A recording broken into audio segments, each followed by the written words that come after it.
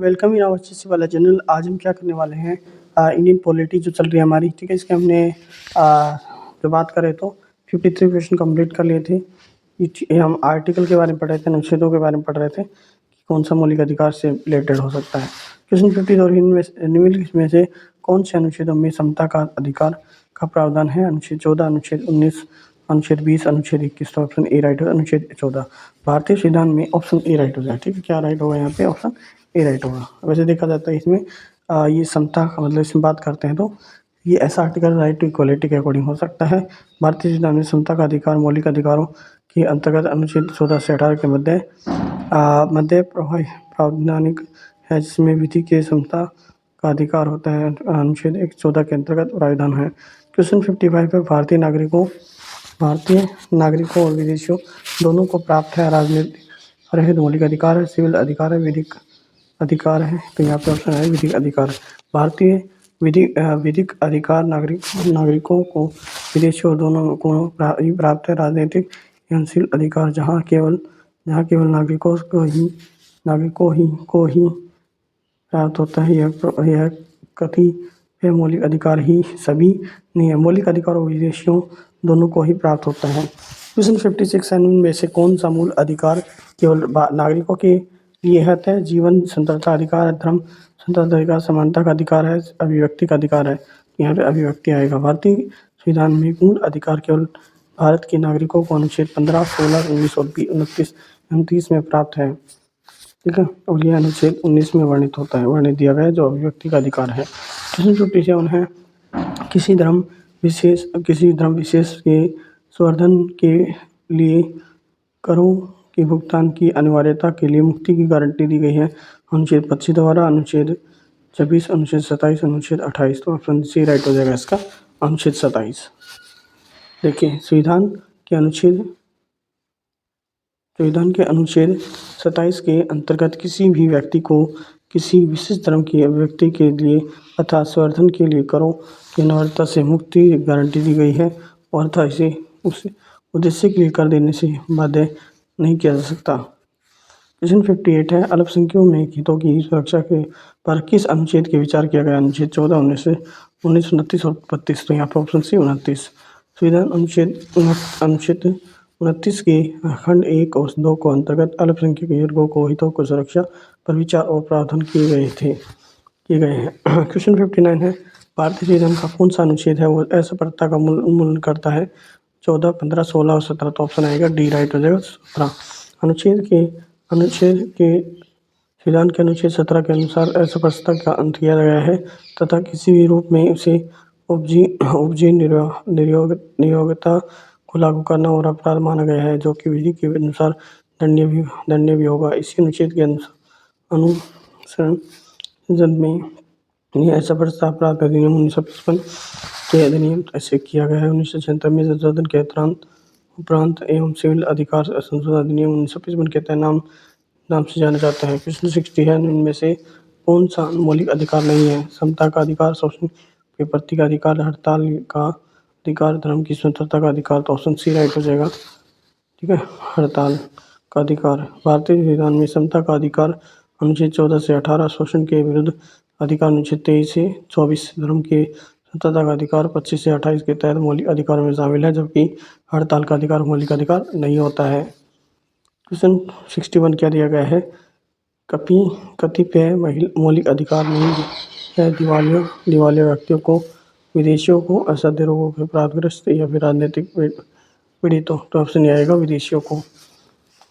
मौलिक संविधान में उल्लेखनीय मौलिक अधिकारों को कतिपय मौलिक अधिकार या वाक स्वतंत्रता आदि विषयक कुछ अधिकारों का संरक्षण अनुच्छेद 19 और लोक नियोजन के विषय पर अवसर क्षमता अनुच्छेद 22 या विभेद का प्रतिरोध अनुच्छेद 15 और अल्पसंख्यक वर्गों के हितों का संरक्षण 29 आदि का अधिकार भारत के नागरिकों को प्राप्त है, विदेशियों को नहीं होता। क्वेश्चन 69 है, भारतीय संविधान के अनुसार इनमें से कौन सा मूल अधिकार नहीं है? शिक्षा का अधिकार, सूचना का अधिकार, भाषण का अधिकार, जीवन का अधिकार। तो ऑप्शन आएगा सूचना का अधिकार। भारतीय संविधान के अनुसार सूचना का अधिकार मूल अधिकार नहीं है, ठीक है, इनमें से मूल अधिकार है। सूचना का अधिकार एक कानूनी अधिकार है, हालांकि कुछ न्यायिक विश्लेषकों में संविधान के अनुच्छेद 19 के उल्लंघन के अंतर्गत सूचना के अधिकार को निहित माना जाता है। मत देने का अधिकार किस कोटि से संबंधित है? मानवाधिकार, नागरिकाधिकार, प्रकृति, राजनीतिक अधिकार। तो ऑप्शन यहाँ पे डी राइट हो जाएगा, राजनीतिक अधिकार। भारत में वैश्विक मताधिकार प्रणाली अपनाई गई है, जिसके तहत 18 वर्ष से अधिक आयु के सभी नागरिकों को अपने जन प्रतिनिधियों को चुनने का संवैधानिक अधिकार प्राप्त है। अनुकूल चंद्र प्रधान बनाम भारत की संघ के बाद 1997 में सर्वोच्च न्यायालय ने मतदान के अधिकार को मौलिक अधिकार नहीं बल्कि विधान द्वारा अध्यारोपण और अध्यारोपित और सीमाओं के अधीन विधानिक अधिकार माना जाता है। मत देने के अधिकार को राजनीतिक अधिकार भी माना जाता है, क्योंकि इसका प्रयोग वयस्क मतदान द्वारा अपनी राजनीतिक इच्छा पूर्ति हेतु किया जाता है।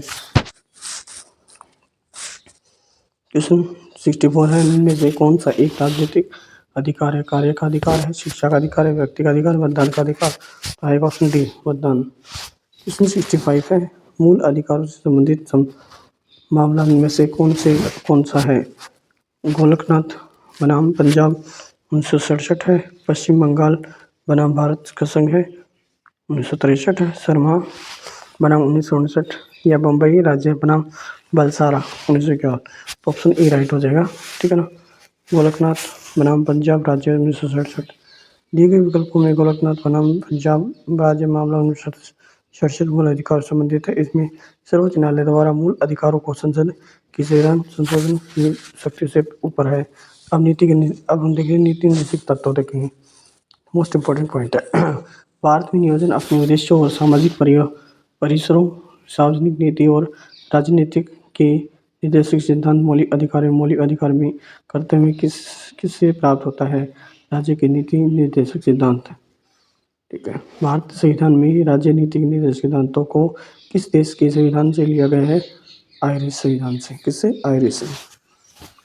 भारतीय संविधान का अनुच्छेद 44 नागरिकों के लिए किस समान नागरिक संहिता डैश संबंधित है? राज्य की नीति निर्देशक सिद्धांत से है, ठीक है। भारतीय संविधान के अनुच्छेद 48 से पर्यावरण का संरक्षण और सुधार एवं वन्य और वन्य जीवन की सुरक्षा उसके संबंधित है, राज्य की नीति निर्देशक सिद्धांत से। भारतीय संविधान का अनुच्छेद 39 ए सम्मान, न्याय और निःशुल्क कानून सहायता किससे संबंधित है? राज्य के नीति निर्देशक सिद्धांतों से। देखिए भारतीय संविधान की देखिए आगे यहाँ से करते हैं। भारतीय संविधान का अनुच्छेद 43 ए उद्योग के प्रावधान में श्रमिकों की भागीदारी किससे संबंधित है? राज्य की नीति निर्देशक सिद्धांतों से। भारतीय संविधान में मौलिक अधिकारों भारतीय संविधान का अनुच्छेद 41 के मामलों में कम शिक्षा और सार्वजनिक सहायता प्राप्त करने का अधिकार किससे संबंधित है? ये भी राजनीतिक सिद्धांतों से है। कौन सा संविधान है राजनीतिक सिद्धांतों से निर्देशक तत्व अपनाए गए हैं? आयरिश संविधान। कल्पनाकारी राज्य संबंधित विचार में से किससे है? राजनीतिक संबंधित निर्देशक सिद्धांत से है। देखिए आगे भारतीय संविधान में शामिल राज्य की नीति निर्देशक सिद्धांतों को अवधारणा किससे संबंधित है? ऑस्ट्रेलिया से, यूएसए से, कनाडा से, आयरिश से। यहाँ पे आयरलैंड से है, आयरलैंड से। भारतीय के संविधान में शामिल अनुच्छेद 36 से और 51 के राज्य के निर्देशक सिद्धांतों को अवधारणा अगर आयरलैंड की संविधान से ली गई है, ऑस्ट्रेलिया के संविधान से समवर्ती सूची ली गई है, ऑस्ट्रेलिया से समवर्ती सूची ली गई है, ठीक है ना। यूएसए से संविधान के मूल अधिकार लिए गए हैं, कनाडा से संघीय व्यवस्था की अवधारणा ली गई है। क्वेश्चन नंबर 2 है, भारतीय संविधान में राज्य के निर्देशक सिद्धांतों के किस देश से संविधान से ली गई है? राज्य के निर्देशक यहाँ पे ब्रिटेन से, आयरलैंड से या फिर यहाँ पे यूएसए से, कनाडा। तो आयरलैंड से ली गई है। ऐसे बहुत ज़्यादा क्वेश्चन पूछा जा चुका है। देखिए 23 है, थर्ड क्वेश्चन है, भारतीय संविधान में शामिल नीति निर्देशक सिद्धांत किसके संविधान से प्रेरित है? अमेरिका से, ऑस्ट्रेलिया से, कनाडा से, आयरलैंड से। यहाँ पे आयरलैंड आएगा। नंबर 4 है, भारतीय संविधान के किस भाग में भारत को कल्याणकारी राज्य के रूप में स्थापित करने की बात कही है। संविधान की प्रस्तावना है। मौलिक अधिकार संविधान का भाग 3 है। राज्य के नीति सिद्धांत संविधान का भाग 4 है। भारतीय संविधान की अनुसूची 4 है, तो ऑप्शन सी राइट हो जाएगा। राज्य के नीति सिद्धांत संविधान का भाग 4। भारतीय संविधान के भाग 4 अनुच्छेद 36 से 51 के वर्णित राज्य के नीति निर्देशक सिद्धांतों का उद्देश्य कल्याणकारी राज्य की स्थापना करना। क्वेश्चन 5 है, भारतीय संविधान का भाग 4 में से किससे संबंधित है? संघ से है, राज्य से, मौलिक अधिकार, राज्य के नीति सिद्धांतों से। ऑप्शन डी राइट हो जाएगा। क्वेश्चन नंबर 6 है, भारतीय संविधान के निम्न में से किस भाग में सामाजिक एवं आर्थिक लोकतंत्र के लिए सुनिश्चित करता है? आपात स्थिति के अवधान या बात करें तो केंद्र राज्य संबंधित राजनीतिक निर्देशक सिद्धांत या इनमें से कोई नहीं, तो यहाँ पे आएगा और राज्य के नीति निर्देशक सिद्धांत से।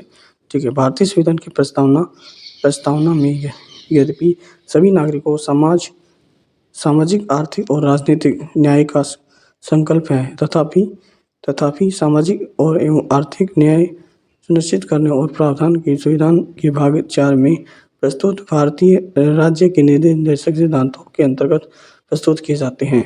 ठीक है, ये हमारा 6th पार्ट था। अगर आप लोगों ने अच्छे से देख लिया होगा बहुत अच्छी बात है, नहीं देखा है तो सारे पार्ट मेरे देख लीजिए।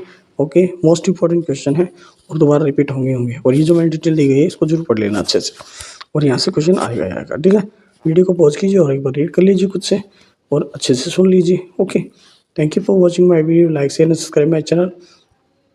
Thank you.